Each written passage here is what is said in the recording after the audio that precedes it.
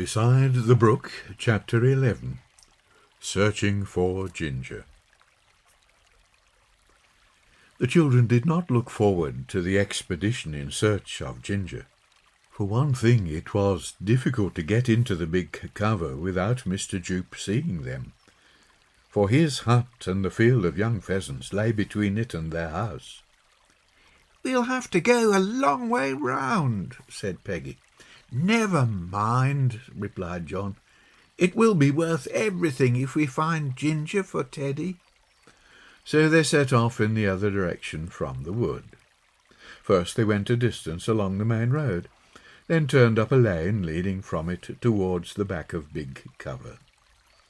The lane had high banks with interesting possibilities of birds' nests, but the children would not be tempted from their purpose.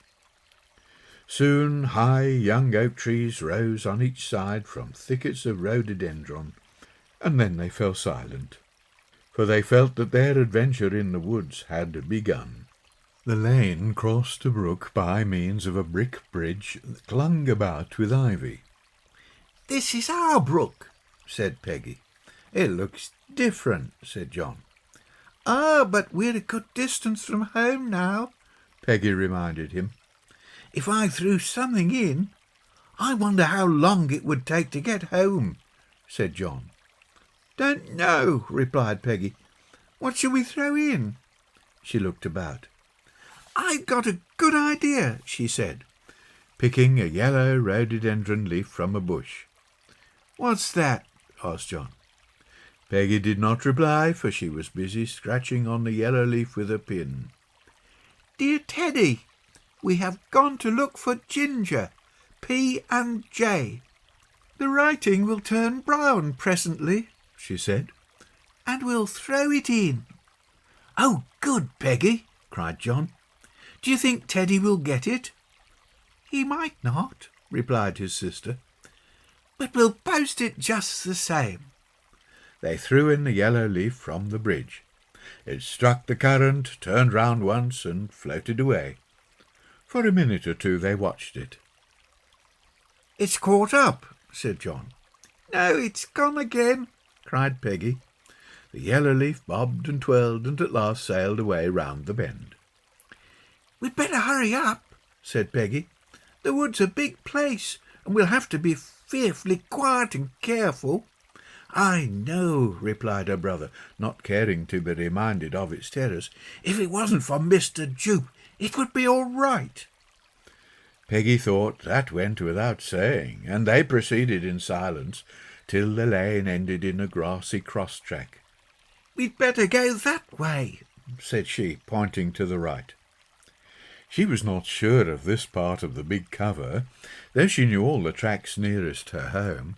"Yeah, I suppose that'll be all right," said John gloomily, glancing at the thick growth on both sides. "The timber cart's been along here today," he whispered presently, recognizing the friendly and familiar signs. The darkness of the wood had filled him with awe that suggested this manner of conversation. "We mustn't bother about anything else besides Ginger," said Peggy reprovingly, though secretly she wondered how they were going to conduct the search. "We had better go to all the open spaces we can find," she announced after a silence, as if working out a plan. "Then we can see how far enough for it to be safe to call him." "Yes," agreed John meekly. "Animals can hear better than human beings," continued Peggy, hoping fervently that Ginger, if alive, would hear before Mr. Jupe did. The trouble was finding the open spaces. Chestnuts and beeches, rhododendrons, hazels and brambles grew everywhere. The track led them to a meeting of 5 other tracks that formed a fairly big open space. So the children stopped, and Peggy called, "Ginger! Ginger!" A violent scream broke out from a treetop, and they started with fright. A bird, marked with black and a blue flash on its wing, beat its way through the branches. "Pooh, that's only a jay," said John, trying to appear calm. "Let's go on," said Peggy. Choosing the centre track, they found themselves on a firmer road, flanked with fir trees and stretches of heather.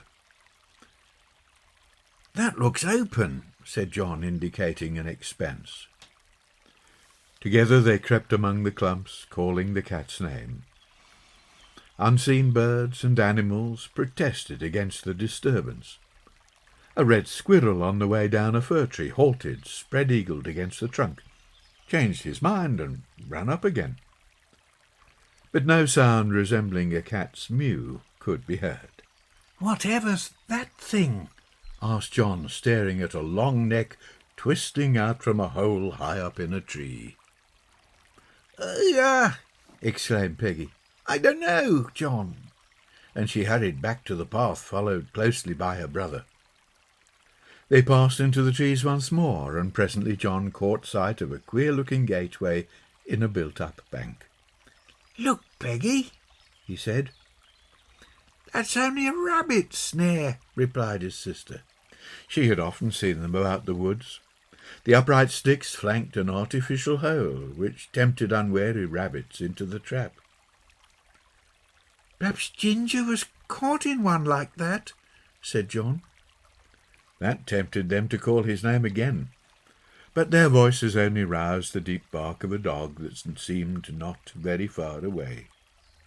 "Oh dear," cried Peggy, startled. "I believe we can't be very far from Mr. Jupe's house. It's somewhere right in the thick part of the wood." John's sharp ears detected the rattle of a chain. "Quick, Peggy," he whispered. "That's Mr. Jupe's dog got loose. We must run." On flying feet they retraced their steps, and at the crossroads darted into the bushes to regain their breath. "Do you really think that was a dog's chain?" whispered Peggy. "Sure of it," her brother replied. "Hark!" They held their breath. The sound of an approaching bicycle could be heard on the soft grit of the track. Mr. Jupe himself was mounted on it, holding by means of a long chain a big black dog that trotted easily beside him. The girl and boy withdrew closely into the bushes. Would he see them? They hardly breathed as a man and dog passed by. The dog certainly sniffed in a knowing manner as he ran, and the children were very thankful that he was on a chain. A minute or two passed before they relaxed from their fright. "Oh," breathed John in relief. "He's gone to see the pheasants," said Peggy. "So now we know where he is, we might as well go back." This time they hurried. "Do you think there are any more dogs at his house, Peggy?" asked John. "I know he has 2, she replied, "but they are nearly always tied up, so come on." Not far from the keeper's cottage, which was surrounded by tall trees and thickets of rhododendron, the children entered a little tunnel through the bushes. There were several in that part of the big cover near their home, so they did not hesitate. The tunnel suddenly grew light, and Peggy, who was in front, caught sight of 2 sheds standing in a small clearing. At first she felt inclined to go back, but when she discovered that no one was about, she went nearer. John, however, did not attempt to follow her. "I say, Peggy, don't go. That's Mr. Jupe's place. Don't go," he entreated. But his sister advanced boldly. Walking round the hut, she suddenly stopped. Then she came flying round the corner towards her brother, with a look of horror on her face. "John, oh, John!" she wailed. Rushing past him, she seized his arm, dragging him back along the tunnel. "John, we must go home!" And then she burst into tears. "What's up?" asked John. Peggy could not reply, but only rushed madly through the woods, anywhere to get away quickly from what she had seen. "Well, what's the matter, Peg?" he asked at intervals, when he found breath to speak between racing after his sister. But she could not or would not explain. Straight for her home she ran, and instinct seemed to guide her.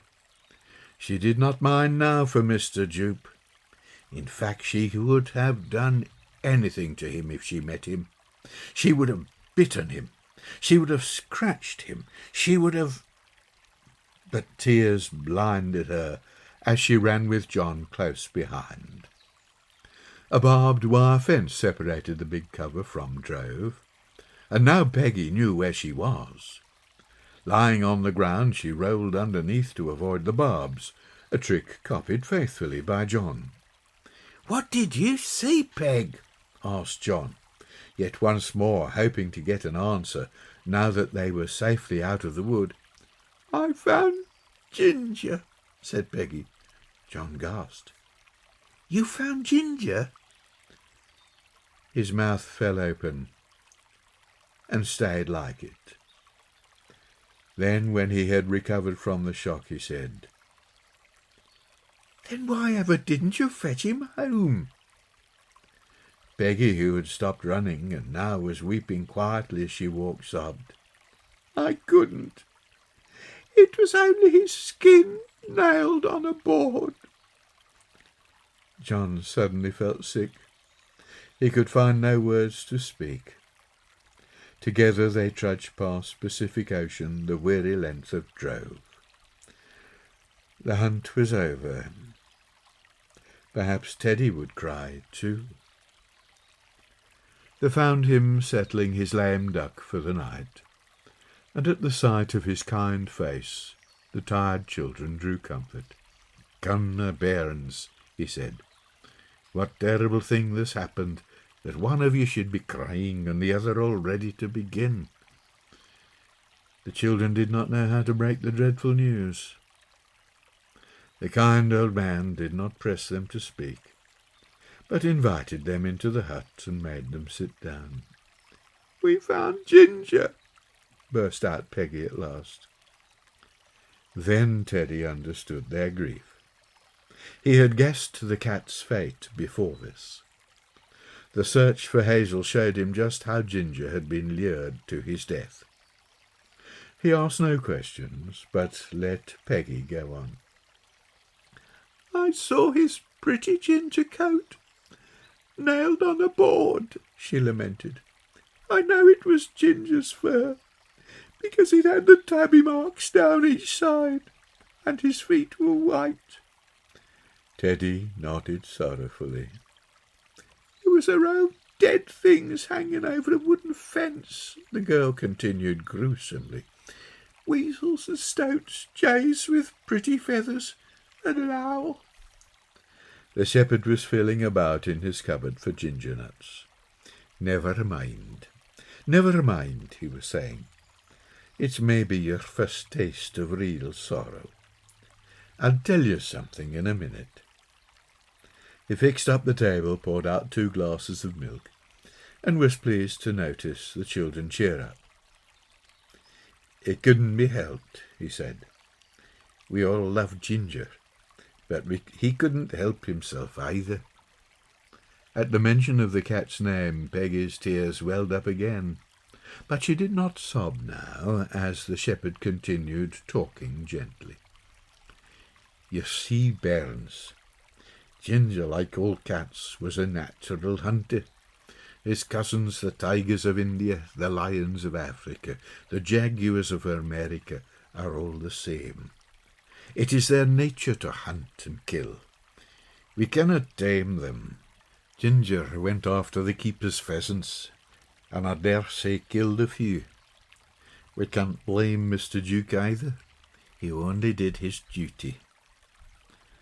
Peggy's anger surged up at the thought of Mr. Jupe, and she exclaimed, "He needn't have skinned Ginger anyway." "That's by the way," went on Teddy. "But what I want to explain to you is this. Killing is the order of the wild places of the earth. Animals and birds are either the hunters or the hunted. It is no sin for them to kill, because they know no law. With people it is different. God's law tells them what to do. But when God first made living creatures, they did not kill. and there will come a blessed time when they will kill no more." "Who said so?" asked John. "God has said so in his book," replied the shepherd. He reached for his Bible, and opening it at the book of Isaiah, read aloud, "The wolf shall dwell with the lamb, and the leopard shall lie down with the kid, and the calf and the young lion and the fatling together, and a little child shall lead them. And the cow and the bear shall feed, the young ones shall lie down together, and the lion shall eat straw like the ox." The shepherd continued reading, "There shall not hurt nor destroy in all my holy mountain, saith the Lord." "That means," said John, when the old man closed the Bible, "that cats and weasels and jays won't catch pheasants?" "Yes," replied the shepherd. "Go home now, my dears, and think that over. It will comfort you both." "I feel better now, Teddy," said Peggy, rising to go. "How is the duck?" "No so well, I'm afraid," he replied. "Her leg is stiff and her wing still droops. But looking after her will help me to forget poor Ginger." As they left the hut, a yellow leaf floated by along the brook, but happily the children did not see it.